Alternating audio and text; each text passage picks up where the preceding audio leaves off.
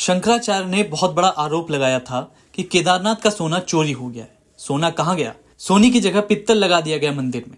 यह खेल क्यों हुआ, कब हुआ, कैसे हुआ और किसने किया? इस खेल में कई किरदार हैं। आपको इन किरदारों से मिलाते हैं, इनके छोटे छोटे परिचय कराते हैं, फिर कहानी में आगे बढ़ेंगे। पर इस कहानी को पूरा देखिएगा जरूर। पहला किरदार केदारनाथ मंदिर, जहां पर यह सोना लगना था और भव्य बनना था। सोना कौन दे रहा था? गुप्ता ब्रदर्स। वही गुप्ता बंधुओं अतुल, अजय और राजेश, जिनकी कहानी यूपी के सहारनपुर से शुरू हुई और दक्षिण अफ्रीका में चरम पर पहुंची। यह गुप्ता बंधुओं के संघर्ष, सफलता और अंत में पतन की कहानी है, जो दक्षिण अफ्रीका के शीर्ष व्यवसायियों में से एक थे और अब सरकार द्वारा वंचित भगोड़े हैं। दूसरा नाम अवधेशानंद गिरी। ये जूना अखाड़े के महामंडलेश्वर हैं। जूना अखाड़ा सबसे रईस अखाड़ा है सभी अखाड़ों में से। जूना अखाड़े के पास सबसे ज्यादा पैसे हैं। जब महाकुंभ, कुंभ और अर्ध कुंभ होता है तो इनके अखाड़े में सबसे ज्यादा भव्यता दिखाई देती है। कुंभ के दौरान जूना अखाड़े का मंडप कई कई करोड़ रुपए का होता है और उसमें दुनिया भर से बड़े बड़े रईस आते हैं। भारत में धर्म और विदेशी बड़े मेहमानों के बीच मध्यस्थता कराने के लिए भी काफी फेमस है। उनके बड़े फंड्स को भारत में लगाने के लिए और यहाँ के बड़े बड़े लोगों का फंड बाहर भेजने के लिए ऐसा कहा जाता है कि इनकी मध्यस्थता काफी ज्यादा अहम है। तीसरा किरदार है बाबा रामदेव, जिनको सोना सौंपा गया था। ये सूत्र बताते हैं। रामदेव के बारे में तो सभी लोग जानते ही हैं। फिर चौथा किरदार है नीरा राडिया। नीरा राडिया वो महिला जिस पर सबसे बड़ा घपला करने का आरोप लगा था इस देश में। कैसे वो मीडिया वालों से लेकर के मंत्री तक को अपनी उंगलियों पर नचाती थी और खिलाती थी। उनके एक कॉल से भारत सरकार में कौन मंत्री होगा और कौन नहीं होगा, ये वो तय करने लगी थी। नीरा राडिया ने सनसनी फैला दी थी दलाली की दुनिया में। अब आपको कहानी विस्तार से बताते हैं। गुप्ता ब्रदर्स अपनी आइडेंटिटी रिवील नहीं करना चाहता था। इनके पास सोना था और ये मंदिर में चढ़ाना चाहते थे। भारत सरकार से भी अच्छे रिश्ते बनाना चाहते थे, क्योंकि मंदिर में सोना चढ़ाना मतलब बड़े बड़े नेताओं से अच्छे रिश्ते बना लेना और अपने लिए थोड़ी रियायत पैदा कर लेना। केदारनाथ मंदिर में जो सोने का घालमेल हुआ, उसके तार दिल्ली से जुड़े हुए। गुप्ता ब्रदर्स ने सोना ऑफर किया और ऊपर जो किरदार बताए गए हैं, इन्हीं लोगों को सोना सुपुर्द किया गया। अब सोना मंदिर तक गया या नहीं, ये आप लोग सोचिएगा, लेकिन जो प्रोसेस चला वो हम आपको बता रहे हैं। सोना बिजनेसमैन से अवधेशानंद, नीरा राडिया और रामदेव के पास गया। इनसे होते हुए सोना पहुंचता है मंदिर, और मंदिर में उस सोने से जो भव्यता तैयार की जा रही थी, वो पता चलता है कि मंदिर में जो 125 करोड़ रुपए का सोना लगा, वो दरअसल सोना नहीं, पित्तल था। रातों रात सोने से पित्तल में कैसे बदल गई ये कहानी? इतना बड़ा महकमा, ये सारी चीजें रातों रात खोखली कैसे हो गई? कौन है इन सब में से वो व्यक्ति जिसने 125 करोड़ का 180 किलो सोना रातों रात गायब कर दिया? ये किसी पंडित का काम नहीं था, क्योंकि सोना काफी ज्यादा मात्रा में था। तो इन्हीं बड़े लोगों में से कोई तो है जो सोने का घालमेल कर गया। अब बड़ी बात यह है कि दिल्ली से तार कैसे जुड़े हैं। ये सारे लोग अपने आप में इतना दम नहीं रखते हैं कि इतनी मात्रा में सोना गायब कर दें। दिल्ली का वो व्यक्ति कौन है जिसके इशारे पर ये तीनों काम कर गए? केदारनाथ का सोना गायब हुआ, इस बात को दबाने के लिए दिल्ली में केदारनाथ मंदिर बनाने की पटकथा शुरू हो गई है। इस कहानी का अगला अंक भी हम आपको बताएंगे। पहले आप दिमाग लगाओ कि दिल्ली का वो व्यक्ति कौन है। नरेंद्र मोदी जी से आपने कल मुलाकात की, उनको आशीर्वाद दिया। कल हमारे पास आए थे, उन्होंने प्रणाम किया। हमारा नियम है, हम लोग आशीर्वाद देंगे, जो आएगा उसको आशीर्वाद देते हैं। नरेंद्र मोदी जी हमारे दुश्मन थोड़े हैं, सदा उनके हित की बात कह रहते हैं। जब उनसे कोई गलती हो जाती है तो हम उसको भी कहते हैं। देखिए, हम सब लोग हिंदू धर्म के, सनातन धर्म के पालन करने वाले लोग हैं। हमारे यहाँ पुण्य पाप की भावना बताई गई है। सबसे बड़े पाप गौ घात आदि बताए गए हैं, लेकिन उससे भी बड़ा घात विश्वासघात बताया गया है। आपके जो उद्धव ठाकरे जी हैं, इनके साथ विश्वासघात हुआ है और इसी बात की पीड़ा बहुत सारे लोगों के मन में है। तो आज हम यहाँ पर उनके अनुरोध पर आए, उन्होंने स्वागत किया। हमने उनसे ये कहा है कि हम सब के मन में इस बात की पीड़ा है कि आपके साथ विश्वासघात हुआ। जब तक पुनः महाराष्ट्र के मुख्यमंत्री की कुर्सी पर आप विराजमान नहीं हो जाते, तब तक हम लोगों के मन का ये जो दर्द है, ये पीड़ा है, ये दूर नहीं हो सकती है। तो उन्होंने कहा है कि जैसा आप लोगों का आशीर्वाद होगा हम करेंगे। महाराज जी, लेकिन जो आप हिंदुत्व पीड़ा की बात कर रहे हैं कि जो किस बात की पीड़ा की है, विश्वासघात की बात कर रहे हैं उद्धव आप। ठाकरे से निकला वो कहते हैं कि हिंदुत्व हमारा हिंदुत्व है, बीजेपी कहती है कि हमारे साथ विश्वासघात हुआ है। देखिए, किसका हिंदुत्व असली है तो ये जानना पड़ेगा कि जो विश्वासघात करे वो हिंदू नहीं हो सकता है। जो विश्वासघात सह ले वो तो हिंदू होगा, क्योंकि उसके साथ विश्वासघात हुआ है।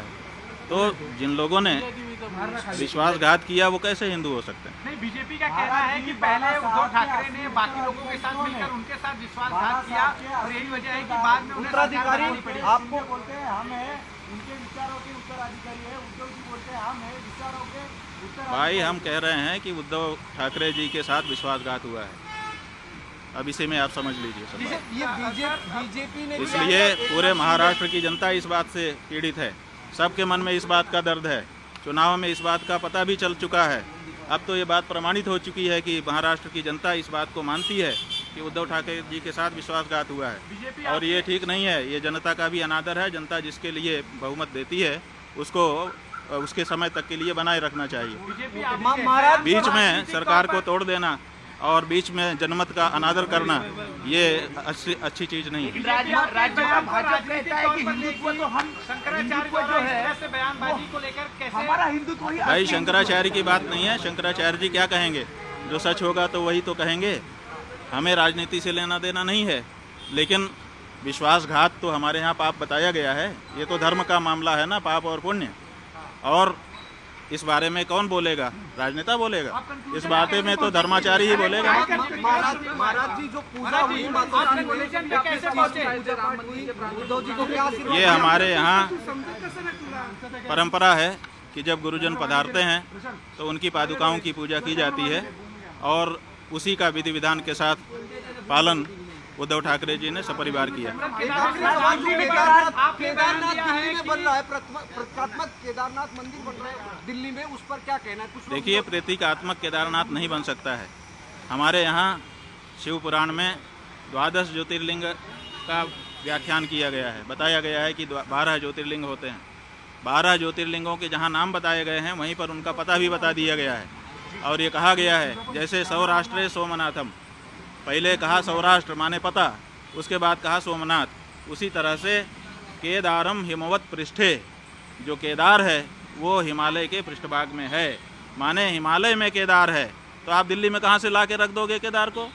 जब पता साफ साफ बताया गया है कि ये यहाँ लोकेटेड है तो आप उसका लोकेशन क्यों बदलना चाहते हैं? क्यों जनता को भ्रम में डालना चाहते हैं? आप भगवान के 1000 नाम है, किसी नाम से स्थापना करके पूजा करिए, लेकिन केदारनाथ धाम दिल्ली में बनेगा, ये अनधिकार चेष्टा है और ये नहीं होना चाहिए। क्या इसके पीछे राजनीतिक वजहें हैं? भाई, बहुत सारी राजनीतिक वजहें हैं। हमारे सभी जो हमारे धर्म स्थान हैं वहाँ पर राजनीति वाले प्रवेश कर रहे हैं और अब हमारे धर्म स्थान में जहाँ प्रवेश करने में दिक्कत हो रही है, आप केदारनाथ में देखिए 228 किलो सोने का घोटाला हो गया। आप पत्रकार लोग क्यों नहीं उठाते हो? तो जब वहाँ पर घोटाला हो गया तो अब आप दिल्ली में केदारनाथ बना लोगे, वहाँ पर फिर दूसरा घोटाला करोगे। 228 किलो सोना केदारनाथ से गायब कर दिया गया। ये कहाँ का नियम है? क्यों नहीं उठाते हो प्रेस वाले इस बात को? आज तक कोई जांच तक नहीं बैठाई गई। 228 किलो सोना का घोटाला केदारनाथ में हो गया। कौन जिम्मेदार है? क्यों इस बारे में जांच नहीं होती है? क्यों भाई इस बारे में निर्णय नहीं होता है? और अब आप कहेंगे हम दिल्ली में ही केदारनाथ बना लेंगे, ये नहीं हो सकता। नरेंद्र मोदी जी से आपने कल मुलाकात की, उनको आशीर्वाद दिया कल? हाँ, वो हमारे पास आए थे, उन्होंने प्रणाम किया। हमारा नियम है, हम लोग आशीर्वाद देंगे, जो आएगा उसको आशीर्वाद देते हैं। नरेंद्र मोदी जी हमारे दुश्मन थोड़े हैं, हम उनके हितैषी हैं, सदा उनके हित की बात कह रहते हैं। जब उनसे कोई गलती हो जाती है तो हम उसको भी कहते हैं कि तुमसे ये गलती हो रही है। तो आपको लगता है वो हमारे दुश्मन नहीं है। उद्धव जी ने आपके जरिए बीजेपी के साथ वापसी को लेकर ऐसी कोई बातचीत? नहीं, हमारे जरिए हम कोई लाइजनर नहीं है। हमको श्रद्धापूर्वक उन्होंने बुलाया था। हम, जैसा कि हमारा नियम है, श्रद्धा से बुलाने पर जाते हैं। हम आए, उन्होंने पादुका पूजन किया और अपनी जो उनकी अपनी बातें थी वो भी हमारे सामने रखी, हमने उनको सुन लिया। ये जो बात हम कह रहे हैं वो हम अपने मन की बात कह रहे हैं और पूरे महाराष्ट्र की जनता की बात। नरेंद्र मोदी जी से आपने कल मुलाकात की, उनको आशीर्वाद दिया कल? हमारे पास आए थे, उन्होंने प्रणाम किया। हमारा नियम है, हम लोग आशीर्वाद देंगे, जो आएगा उसको आशीर्वाद देते हैं। नरेंद्र मोदी जी हमारे दुश्मन थोड़े हैं। सदा उनके हित की बात कह रहते हैं, जब उनसे कोई गलती हो जाती है तो हम उसको भी कहते हैं। देखिए, हम सब लोग हिंदू धर्म के, सनातन धर्म के पालन करने वाले लोग हैं। हमारे यहाँ पुण्य पाप की भावना बताई गई है। सबसे बड़े पाप गौ घात आदि बताए गए हैं, लेकिन उससे भी बड़ा घात विश्वासघात बताया गया है। आपके जो उद्धव ठाकरे जी हैं, इनके साथ विश्वासघात हुआ है और इसी बात की पीड़ा बहुत सारे लोगों के मन में है। तो आज हम यहाँ पर उनके अनुरोध पर आए, उन्होंने स्वागत किया। हमने उनसे ये कहा है कि हम सब के मन में इस बात की पीड़ा है कि आपके साथ विश्वासघात हुआ। जब तक पुनः महाराष्ट्र के मुख्यमंत्री की कुर्सी पर आप विराजमान नहीं हो जाते, तब तक हम लोगों के मन का ये जो दर्द है, ये पीड़ा है, ये दूर नहीं हो सकती है। तो उन्होंने कहा है कि जैसा आप लोगों का आशीर्वाद होगा हम करेंगे। महाराज जी, लेकिन हिंदुत्व की बात कर रहे हैं कि जो विश्वासघात की बात कर रहे हैं, उद्धव ठाकरे से निकला, वो कहते हैं कि हिंदुत्व हमारा हिंदुत्व है। बीजेपी कहती है कि हमारे साथ विश्वासघात हुआ है। देखिए, किसका हिंदुत्व असली है तो ये जानना पड़ेगा कि जो विश्वासघात करे वो हिंदू नहीं हो सकता है। जो विश्वासघात सह ले वो तो हिंदू होगा, क्योंकि उसके साथ विश्वासघात हुआ है।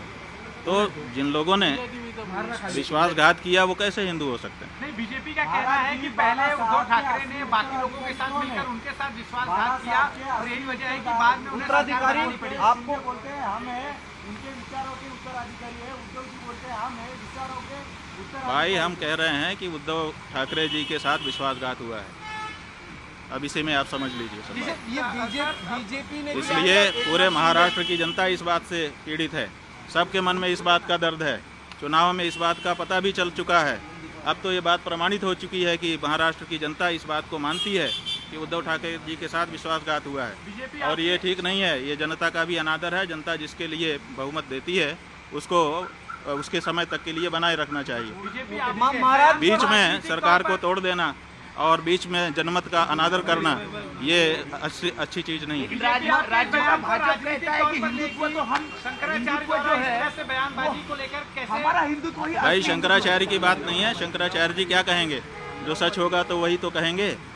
हमें राजनीति से लेना देना नहीं है, लेकिन विश्वासघात तो हमारे यहाँ पाप बताया गया है। ये तो धर्म का मामला है ना, पाप और पुण्य। और इस बारे में कौन बोलेगा? राजनेता बोलेगा। इस बारे में तो धर्माचारी ही बोलेगा। महाराज जी, जो पूजा हुई,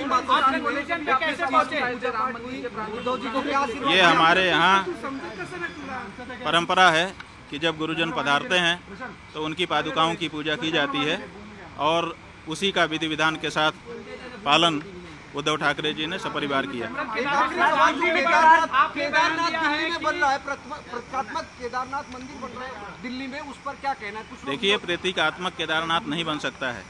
हमारे यहाँ शिव पुराण में 12 ज्योतिर्लिंग का व्याख्यान किया गया है। बताया गया है कि 12 ज्योतिर्लिंग होते हैं। 12 ज्योतिर्लिंगों के जहाँ नाम बताए गए हैं वहीं पर उनका पता भी बता दिया गया है।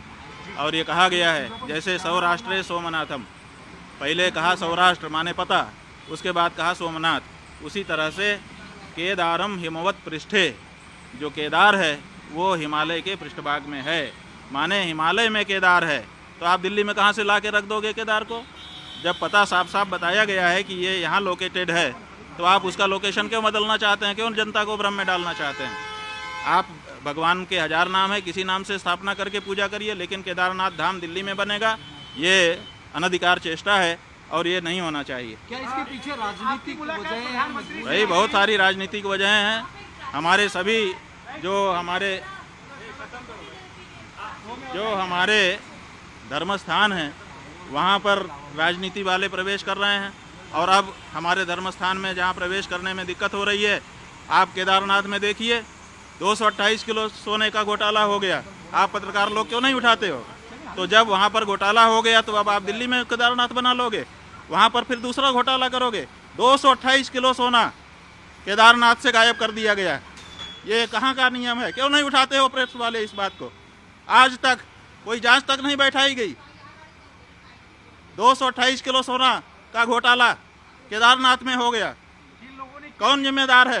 क्यों इस बारे में जांच नहीं होती है? क्यों भाई इस बारे में निर्णय नहीं होता है? और अब आप कहेंगे हम दिल्ली में ही केदारनाथ बना लेंगे, ये नहीं हो सकता। नरेंद्र मोदी जी से आपने कल मुलाकात की, उनको आशीर्वाद दिया कल? हाँ, वो हमारे पास आए थे, उन्होंने प्रणाम किया। हमारा नियम है, हम लोग आशीर्वाद देंगे, जो आएगा उसको आशीर्वाद देते हैं। नरेंद्र मोदी जी हमारे दुश्मन थोड़े हैं, हम उनके हितैषी हैं, सदा उनके हित की बात कह रहते हैं। जब उनसे कोई गलती हो जाती है तो हम उसको भी कहते हैं कि तुमसे ये गलती हो रही है। तो आपको लगता है वो हमारे दुश्मन नहीं है। उद्धव जी ने आपके जरिए बीजेपी के साथ वापसी को लेकर ऐसी कोई बातचीत? नहीं, हमारे जरिए हम कोई लाइजनर नहीं है। हमको श्रद्धा पूर्वक उन्होंने बुलाया था। हम, जैसा कि हमारा नियम है, श्रद्धा से बुलाने पर जाते हैं। हम आए, उन्होंने पादुका पूजन किया और अपनी जो उनकी अपनी बातें थी वो भी हमारे सामने रखी, हमने उनको सुन लिया। ये जो बात हम कह रहे हैं वो हम अपने मन की बात कह रहे हैं और पूरे महाराष्ट्र की जनता की बात। और आप हमसे जुड़े रहने के लिए सब्सक्राइब करें YouTube पर, फॉलो करें Twitter पर और लाइक करें Facebook पर। और ज्यादा जानकारी के लिए और आप हमसे जुड़े रहने के लिए सब्सक्राइब करें YouTube पर, फॉलो करें Twitter पर और लाइक करें Facebook पर। और ज्यादा जानकारी के लिए आपको टाइप करना होगा सिर्फ न्यूज नशा।